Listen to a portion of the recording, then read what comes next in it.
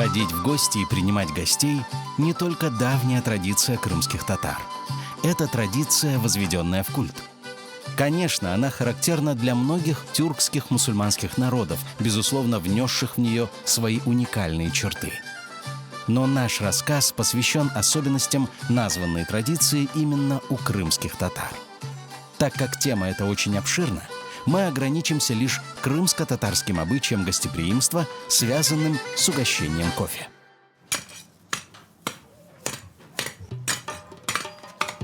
Итак, среди первых особенностей национального гостеприимства это то, что не принято ходить в гости с пустыми руками. Мусафрлике кол саллаб бармайлер. То есть в гости не ходят с пустыми, в буквальном переводе размахивая пустыми руками. Следующим очень важным установлением является то, что гость не может сразу войти в чужой дом. Шариат, мусульманское право и национальные обычаи требуют приходящим дать о себе знать трехкратным стуком в дверь. Капану какмак. А хозяину, принимающему гостей, должно встречать их с радушием. Селям алейкум. Алейкум селям. Кирмеге мумкин ма? Ай, машалла. По-крымско-татарски это звучит так: «Кулер юзнен селям лашмак». Этикет требовал также проявления почтительности к людям, старшим по возрасту. Им целовали руку, прикладывая ее затем к колбу. О, селям алейкум. Алейкум селям, hoş geldiniz. Hoş sefaga geldiniz. Maşallah, buyurunuz. Allah'a şükürler olsun. Çok memnunumuz. Geçiniz, buyurunuz. Ayak üstünde durmayınız. Hoş geldiniz. Maşallah, geçiniz. Раньше, до начала 20 века, мужчины и женщины традиционно сидели раздельно. Для этого у зажиточных людей был выстроен отдельный дом или помещение для приема гостей мужчин. У людей с более низким достатком гостевой, мужской половиной дома служила самая нарядная комната. Son erkek saq selam etdim. Bir karar. Bala chaqa deganda ishitdim büyüge okumaga kirgan. Buygu okuma kırdı medresege. Küçüğü ise birinci sınıfka baracak mı Hüseyin? Ay maşallah, balama. Maşallah. Gel. А женская часть находилась на кухне. Bismillah. Selamünaleyküm Halime Şıkfir. Алейкум селям, Мирьям Ахмасудин. Хош келдин. После ритуального обмена приветствиями женщины проходили к хозяйке дома и вручали ей обязательный гостинец, который та принимала с шутливым укором, говоря, что в этом не было никакой необходимости. Алейкум селям, хош келдiniz.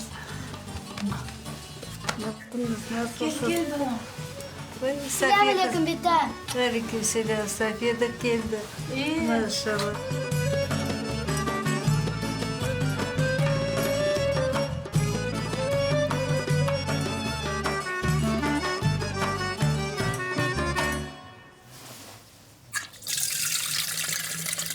Угощению предшествовали гигиенические процедуры.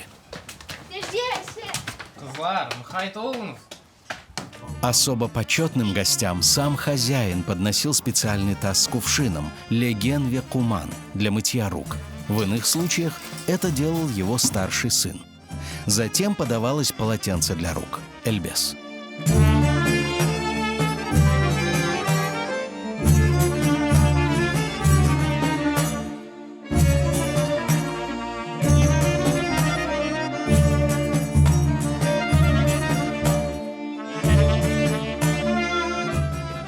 На женской половине этот ритуал мог иметь иную форму. Хозяйка дома могла полить на руки гостей ароматной розовой или лавандовой водой из специального узкогорлого кувшинчика. Кофе традиционно готовился сразу, как только гости вошли в дом. Спрашивать об этом было не принято. Его просто готовили и ставили перед гостями. Причем кофейные зерна должны были быть обязательно свежеразмолотыми. О большом значении кофе в национальной культуре свидетельствует значительное количество идиом в крымско-татарском языке, связанных с этим напитком. Например, день всегда начинался с утреннего кофе – саба кавеса, или его разновидности с шутливым названием челпых кавеса или бет ювма кавеса. Есть и тембель кавесы, то есть ленивый кофе, когда свежеразмолотые кофейные зерна не варятся, а просто заливаются кипятком. На вневременной характер употребления кофе указывает акшам кавесы, то есть вечерний кофе. В свою очередь, угощение в честь какого-либо радостного, торжественного события называлось козайдын кавесы. По случаю приема гостей – мусафыр или хошкелді кавесы. Ибраим. Оғлым мұқайт ол. Төкме.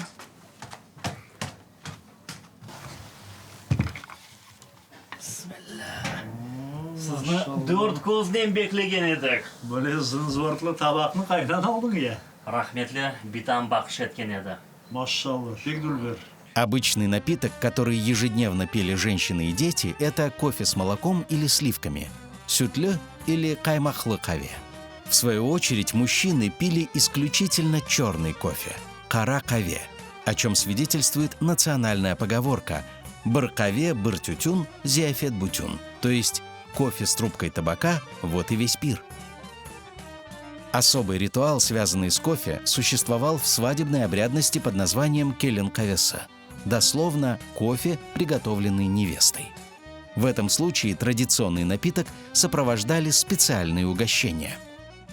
Вековые традиции употребления кофе породили собственный инвентарь, среди которого особая ручная мельница – каве де гармена, кофейник, в котором кофе подавали на стол – кавелик.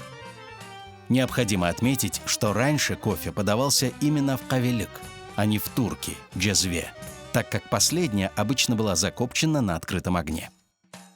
Наливали приготовленный кофе в особые миниатюрные чашечки – фильджан на несколько глотков напитка. Они не имели ручек и были с округлым низом, из-за чего была необходимость в специальных серебряных или медных подставках – зарф, в которые вставлялся фильджан. Подставки зарф могли быть выполнены в технике филиграни, резьбы, гравировки. К угощению, кроме кофе, у каждой хозяйки обязательно была припасена какая-либо национальная выпечка – курабье, пахлава, шекер-кыйык. На столе также присутствовали различные варенья, сухофрукты, орехи.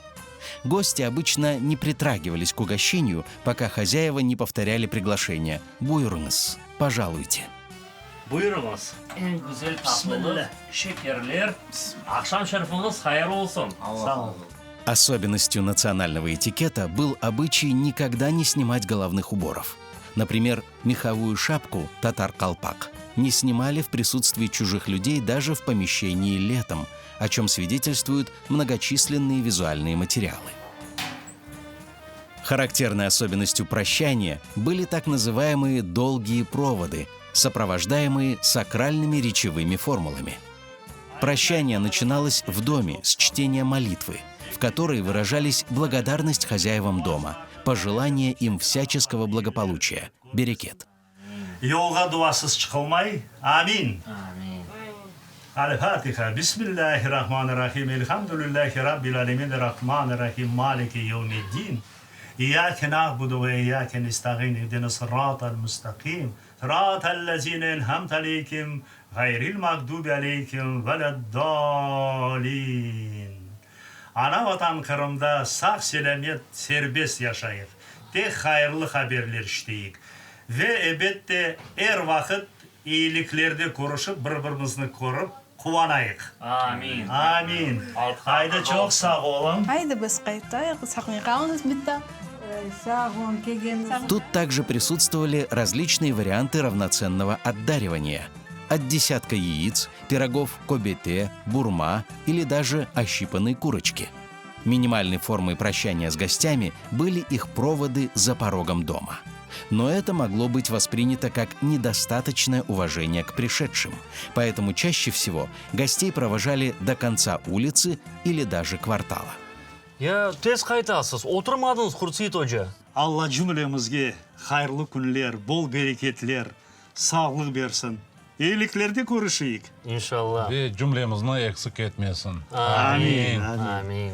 Geceniz hayır. Hayırga qarşı. Sağlıklı kalınız. Kelgeniz için çok sağ olunuz. Siz de çok sağ olun. Uğurlu yollar olsun. Sağ olun.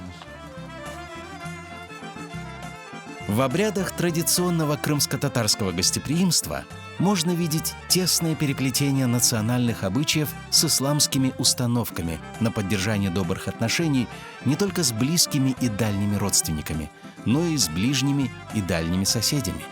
Потому что только в согласии возможен мир.